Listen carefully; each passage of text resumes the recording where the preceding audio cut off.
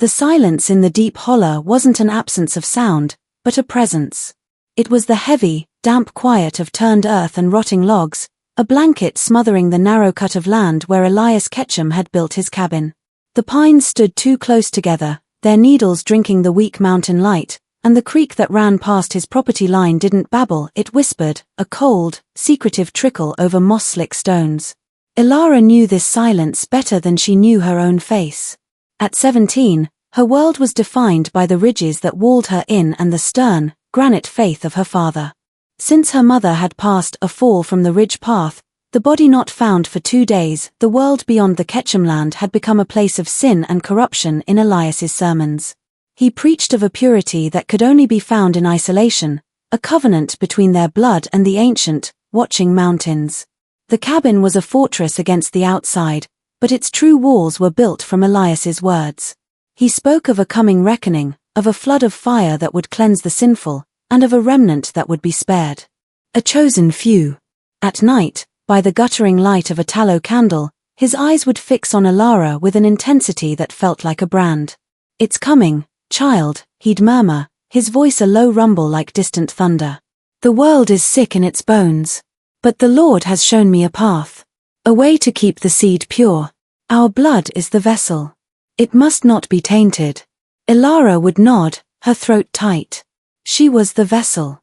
She understood that much. Her father's love was a fearsome thing, all sharp edges and suffocating weight, but it was the only love she had ever known. When he laid his calloused hand on her head, it felt both like a blessing and a nail being driven into a coffin. The change began after the first hard frost. Elias returned from a day spent trapping, his eyes alight with a fervor she had never seen before. He claimed an angel had met him in the laurel hell, a being of light that had seared his eyes and given him a new commandment.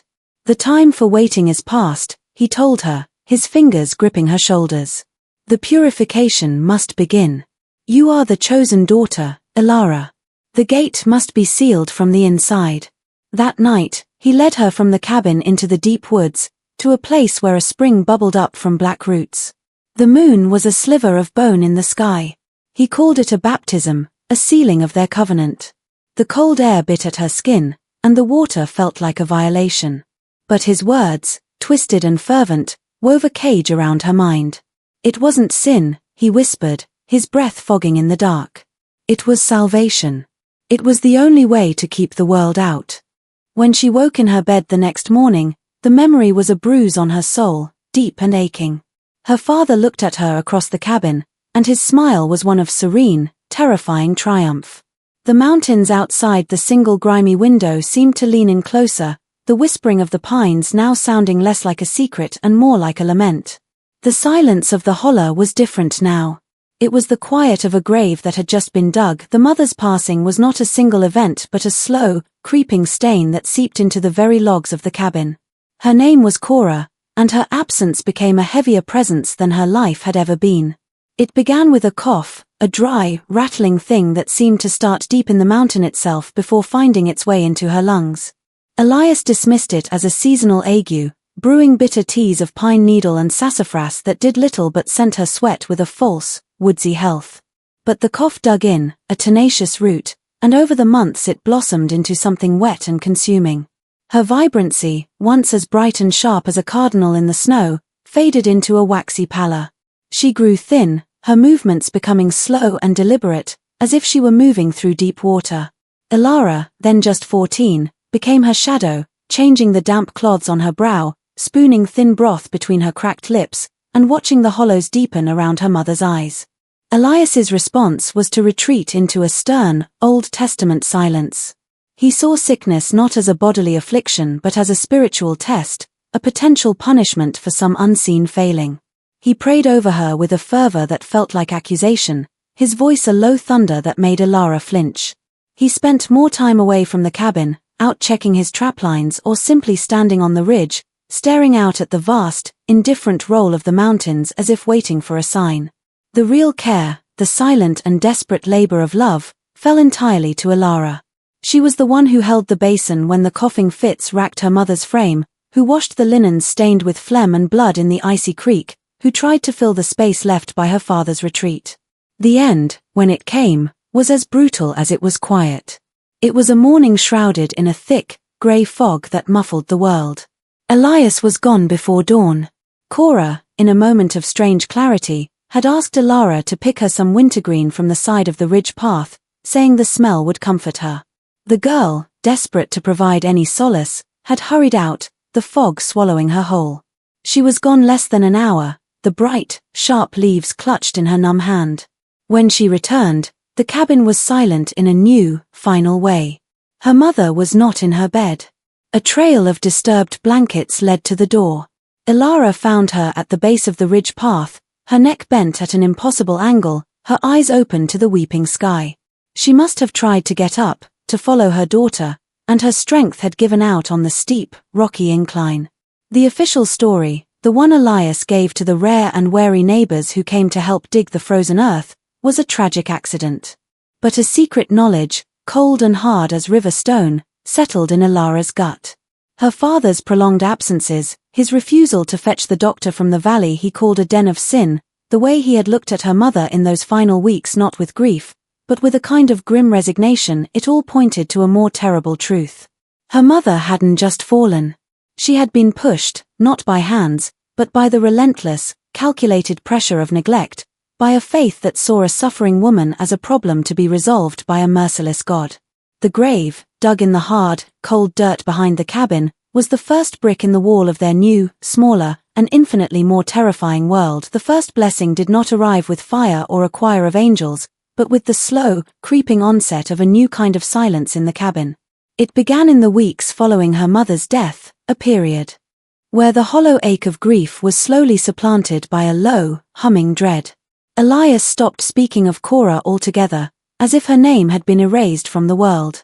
His prayers, once muttered over meals, became long, solitary vigils he held on the porch after dark, his voice a low, rhythmic murmur against the backdrop of crickets and rustling leaves. He started calling Alara by new names, not his daughter, but the vessel and the last root of a pure line. He would stare at her across the fire in the evenings, his eyes reflecting the flames, his gaze so intense it felt like a physical pressure on her skin. He began to speak of a dream, a recurring vision sent by what he called the mountain spirit, or sometimes, in his more fervent moments, the god of the high places. In this dream, he said, a great flood of filth and sin was rising in the valleys, a tide of corruption that would soon lap at the very ridges of their home. The only ark was not of wood, but of blood. A pure bloodline, sealed and consecrated, could ride out the storm.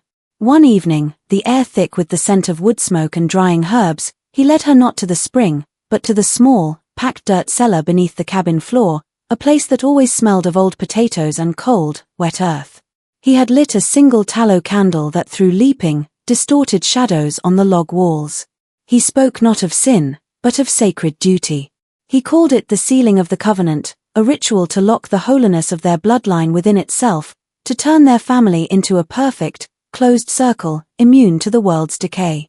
His hands, when they touched her shoulders, were not gentle, but they were firm with a terrifying certainty. He quoted from a Bible she could not see, verses she was sure he was inventing on the spot, about fathers and daughters and the forging of a new Israel in the wilderness. The act itself was swift, a clumsy, painful transaction in the flickering dark. There was no passion in it, only a grim, ritualistic purpose. When it was over, he did not hold her. He simply stood, his breathing slowing, and looked down at her with an expression of profound, chilling satisfaction. The covenant is sealed, he whispered, the words hanging in the cold, still air. We are saved. He blew out the candle, plunging her into a blackness so complete it felt like being buried alive. She lay there on the rough burlap sacks, the cold of the dirt floor seeping into her bones, and understood that the world she had known, for all its hardship and sorrow, was now truly gone. A new one had been born in its place, a world built on this dark sacrament, and she was now its prisoner and its reluctant altar. The sealed world was not built in a day, but stone by stone, fear by fear, until the cabin and the surrounding hollow became the entire universe. It began with small edicts, delivered not with anger, but with the calm certainty of a prophet. The path to the nearest neighbor, Old Man Hemlock, was declared cursed after a fox was found dead upon it, its body twisted in a way Elias called an ill omen. He did not mend the section of fence that separated their land from the national forest, allowing his own hogs to roam wild, and then claiming the broken boundary was a divine instruction to let the wilderness protect them. He spoke more and more of the outside, and his descriptions transformed it from a place of simple, sinful people into a realm of literal demons. The distant hum of a log truck on the county road became the growl of a beast hunting for lost souls. The infrequent sight of an airplane stitching a white line across the sky was a serpent sent to spy on the righteous. He wove a tapestry of terror from the threads of their isolation, until the thought of stepping beyond the creek that marked the eastern edge of their property felt like stepping off the edge of the world. He filled their days with a new, relentless purpose, a liturgy of survival designed to leave no room for thought or doubt. Every task was sanctified. Chopping wood was splitting the bones of the faithless. Drawing water from the well was drawing from the well of salvation. Canning the summer vegetables was preserving the purity against the blight. He taught Alara to read properly, but only from the Old Testament, focusing on the wrathful God who demanded absolute obedience, on the strange and violent genealogies where men lay with their kin to found nations. The world outside their hollow began to feel like a faded, improbable dream, a story she'd been told as a child that she could no longer quite believe. The mountains were no longer a beautiful, if harsh, part of creation, they were the walls of a fortress, and the silence that had once been a comfort was now the silence of a held breath, the quiet of a tomb waiting to be occupied. He made her a partner in this solitude, praising her strength, her resilience, calling her his Eve in a new Eden, and the terrible, twisted logic of it began to take root. If the outside world was a hellscape of corruption and demonic forces, then the horror festering inside their cabin was not just acceptable, it was holy. The fear he cultivated was a more effective jailer than any lock, and the bars were the towering, endless pines, the whispering creek, and the absolute, unshakable conviction in his eyes that told her there was nowhere else to go, and that the safety he offered, however monstrous its price, was the only safety left in the world. The first pregnancy announced itself not as a joy, but as a slow, creeping sickness that mirrored the blight Elias claimed was consuming the outside world. It began with a vertigo that would strike her while drawing water from the well, the world tilting on its axis as she stared into the dark, reflective water below. Then came the nausea, a rolling wave of it each morning that felt less like illness and more like her body's violent rebellion against the new thing taking root inside her. She tried to hide it, to attribute the lost meals and sudden fatigue to a summer fever, but Elias's eyes missed nothing. He watched her retch behind the woodpile one dawn, his expression unreadable. He did not rush to her side, but instead stood perfectly still, and after a long moment, a slow, terrifying smile broke across his face, a crack in the granite of his features. He declared it a miracle, the first fruit of their covenant, the proof that the mountain spirit had accepted their offering. Her body was no longer her own, it had become a sacred ground, a temple housing a new, pure lineage. Her sickness was reframed not as suffering, but as a purging of the world's last taint from her spirit. He secluded her with a new, suffocating intensity. The few remaining channels to the outside world were systematically severed. When a distant cousin came by with a haunch of venison, Elias met him a full quarter-mile from the cabin, turning him away with a story of a contagious pox that had settled on them, a lie delivered with such grim conviction that the man left crossing himself. He stopped taking her on his long traplines, forbidding her from any strenuous labor, commanding her to sit and nurture the seed. Her world shrank to the confines of the cabin's main room and the small, sunlit patch of yard directly in its front. He began constructing a new narrative for the child, whispering to her belly at night, telling it of its holy purpose, of a world it would never see and must never crave, a world of filth and decay that would seek to corrupt its pristine soul. He built the child's prison before it was even born, laying the foundations with words of fear and divine exception. Alara would sit for hours, her hands resting on the subtle, hardening curve of her abdomen, feeling the flutter of movement within. It was a sensation that should have been a wonder, a connection to a new life. But for her, trapped in that silent, watchful hollow, it felt like a sentence being carried out. The child within her was both a testament to her violation and the key to a future that promised only more isolation, more of her father's twisted faith, and a deeper, more inescapable darkness. It was a living chain, binding her forever to the cabin, to the hollow, and to the man who was both her father and the father of the thing growing inside her. The twins arrived not with the first light of dawn, but in the deep, witching-hour blackness of a moonless night, as if the mountain itself had conspired to hide their entry into the world. There was no midwife, no comforting hand, only Elias moving in the shadows with a terrifying, utilitarian competence, his prayers a low, constant rumble that filled the cabin like the hum of some great, unseen engine. The labor was a long and brutal tempest that tore through Alara, a pain so profound it felt less like a physical process and more like her very soul was being ripped in two. When the first child, a boy, finally emerged, he did not cry. He was silent, his small body slick and pale in the flickering kerosene light, his eyes wide open and staring with a disconcerting focus at the rafters overhead. The second, a girl, followed swiftly, a tiny, mirror-image creature who also withheld the expected wail of new life. The silence in the wake of their birth was heavier and more profound than any Alara had ever known, broken only by the crackle of the fire and the sound of Elias tying the cords and cleaning them with rough, practiced hands. He held them up, one in each hand, his face a mask of awe and triumph. He named them Absalom and Keziah, names pulled from the dusty, violent chapters of the Old Testament he cherished. He proclaimed them the first of the new line, untainted and pure, the children of the covenant. But as the days bled into weeks, their silence became their most defining feature. They did not cry from hunger or discomfort, they would simply stare, their eyes, the color of a winter sky, fixed with an unnerving intensity on whoever held them. When they did make sounds, it was not the bubbling coo of an infant, but a low, guttural murmuring that seemed to pass between them, a private language shared in their crib. They rarely sought comfort, stiffening at a gentle touch rather than melting into it. They were watchful, their gazes following Alara as she moved about the cabin, and they would startle at no external sound, but would sometimes both turn their heads in unison to stare at an empty corner, as if tracking a presence only they could perceive. Elias saw their strangeness as further proof of their divinity, calling them his quiet angels, but for Alara, their eerie calm and that shared, knowing look in their eyes was a constant, cold dread in the pit of her stomach.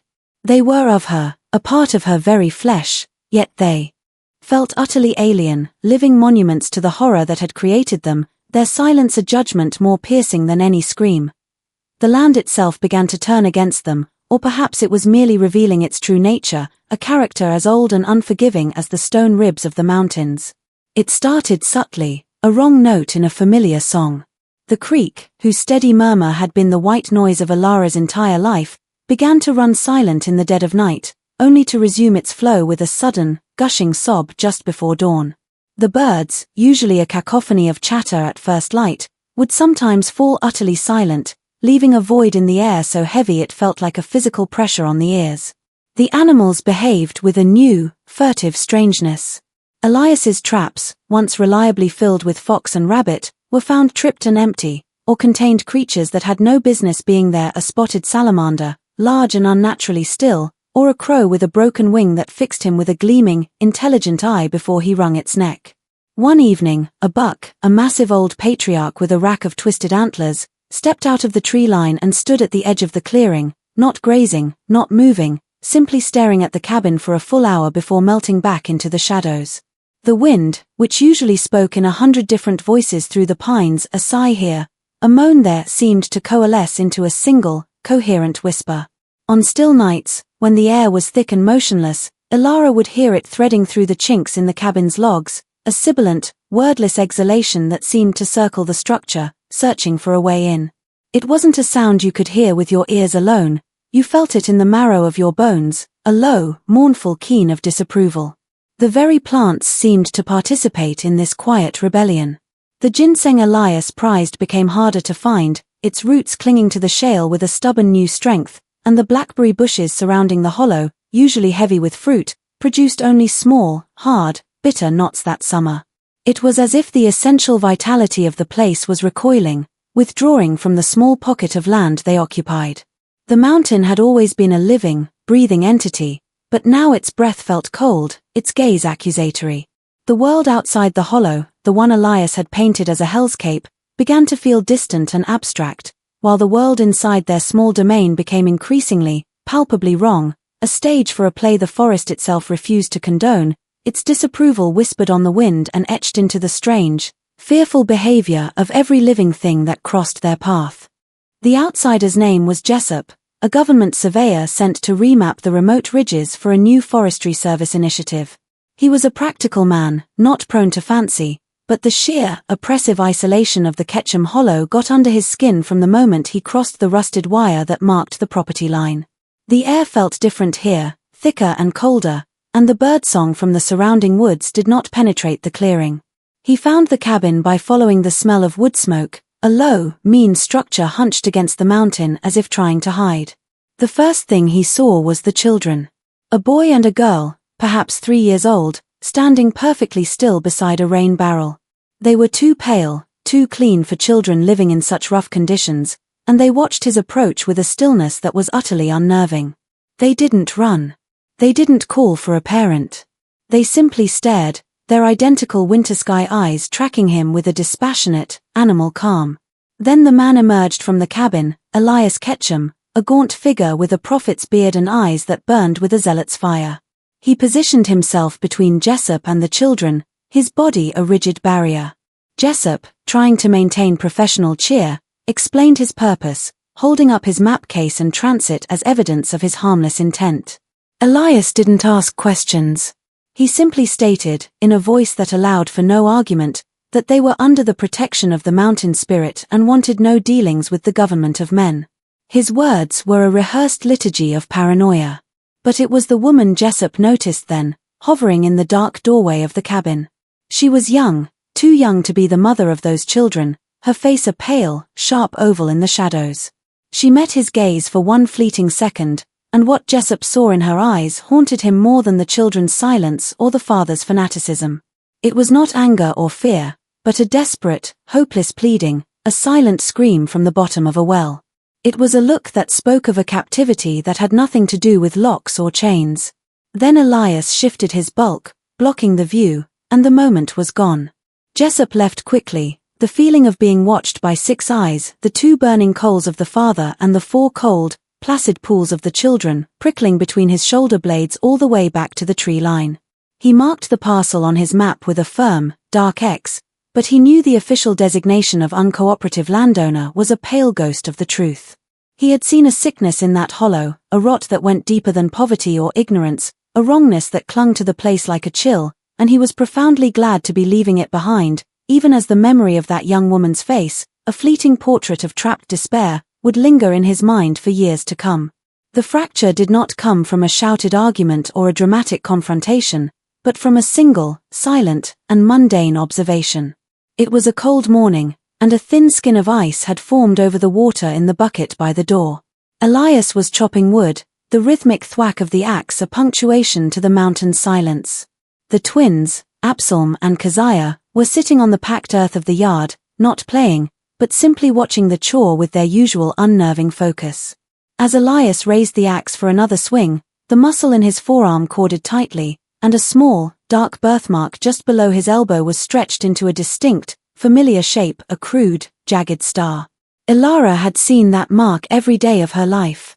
It was as much a part of her father as his stern jaw or his burning eyes. In that suspended moment, her gaze, as if pulled by some dreadful gravity, drifted from his arm to her son, Absalom, who was tilting his head in that bird-like way he had. The sleeve of his worn shirt had ridden up. There, on his own small forearm, in the exact same place, was a mark. A perfect, tiny replica of that jagged star. It was not a random coincidence of nature. It was an echo, a stamp, a biological signature repeated. The truth, which had been a nebulous, terrifying fog in her mind, suddenly crystallized into something as hard and sharp as a shard of glass. This was not a spiritual covenant. This was not a holy lineage. It was blood and flesh, a simple, brutal fact of inheritance.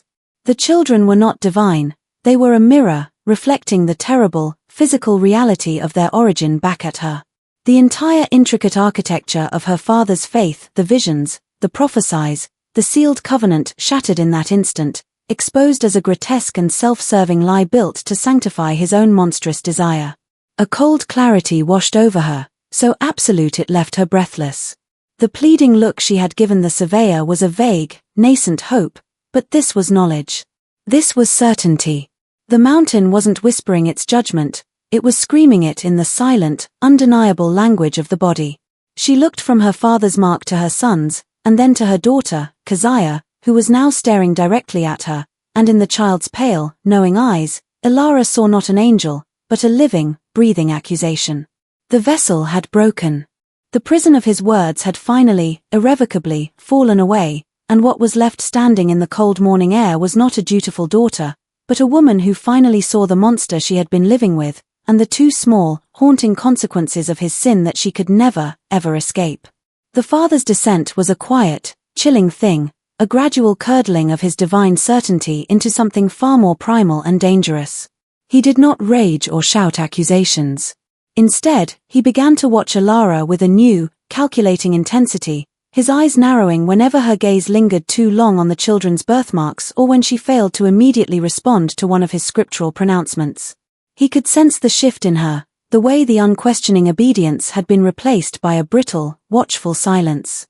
His holy mission, once a triumphant crusade, was now a fortress under siege from within its own walls. His prayers on the porch became longer, more fervent, his voice rising to a strained pitch as he beseeched the mountain spirit for strength against the serpent of doubt that sought to poison his garden. He began to find signs of corruption everywhere. A misplaced kitchen knife was not carelessness, but a hidden threat. A wilting plant on the windowsill was a symbol of her fading faith.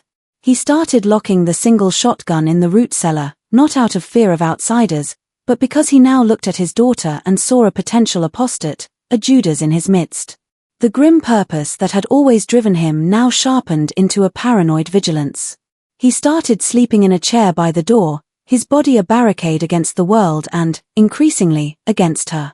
He would corner her, his voice a low, threatening whisper, and demand she reaffirm her belief in the covenant, his face so close she could feel the heat of his fanaticism. "The doubt is the sin, girl," he would hiss, his fingers digging into her arm. "It is the world's poison trying to get in through you. I will cut it out if I have to.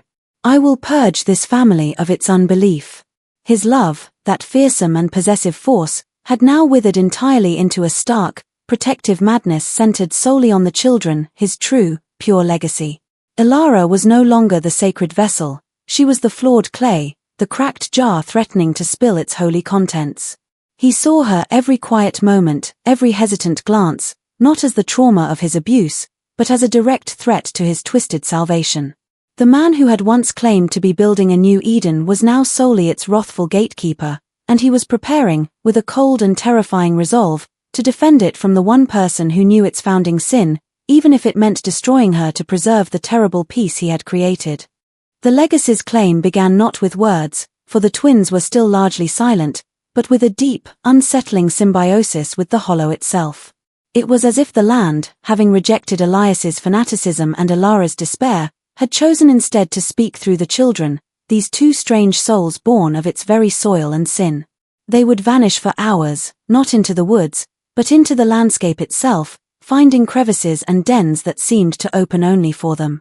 Ilara would find them sitting motionless at the base of the oldest, gnarled oak on the property, their small backs pressed against the bark, their eyes closed as if listening to a slow, ancient heartbeat deep within the wood. They developed a preternatural understanding of the weather, growing restless and retreating to the cellar long before the sky would darken with a coming storm. They could point to places in the earth and, when Elias dug there in a fit of curiosity, he would unearth strange things, a fossilized fern, a spear point of black obsidian, the skull of a long-dead bobcat. These finds, which he initially took as blessings, soon felt like accusations, as if the mountain was using his children to show him its true, ancient history, a narrative far older and more profound than his own invented scripture. The children began to treat their mother and grandfather not as parents, but as features of the landscape. Elias was the unpredictable, rumbling cliff face, Ilara was the sad, whispering creek. Their allegiance was not to them, but to the hollow. One afternoon, Elias, in a rage over a spoiled pelt, raised his hand to Ilara. Before the blow could fall, both twins, from across the yard, let out a single, sharp, synchronized cry, a sound that was not human, but the piercing shriek of a red-tailed hawk. The sudden, unnatural noise froze him where he stood. In the profound silence that followed, the children stared at him, their faces devoid of fear or anger, only a cool, detached assessment, as if they were judging a blight on a tree limb. They were the next chapter, and it was becoming terrifyingly clear that the story was no longer Elias's to write, nor Alara's to endure. They were becoming creatures of the myth itself, the true inheritors of this tainted ground, and they were beginning to exert a quiet, inexplicable authority over it, shaping the very world that had shaped them, their connection a silent verdict on the past and a chilling portent of a future utterly untethered from the world of men.